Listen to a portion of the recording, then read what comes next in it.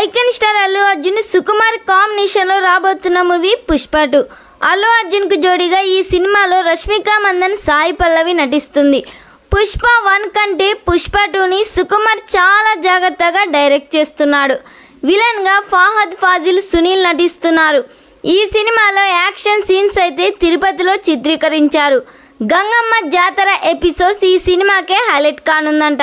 పుష్ప 2కి నార్త్ హక్కులే సుమారు 200 కోట్లకు పైగా అమ్ముడుపోయి రికార్డు క్రియేట్ చేసింది. ఈ సినిమా నుండి రిలీజ్ అయిన టీజర్ బ్లాక్ బస్టర్ హిట్గా నిలిచింది. ఈ సినిమాలో ఐటమ్ సాంగ్ ఎవ్వరు ఊహించని విధంగా సుకుమార్ డిజైన్ చేశారంట.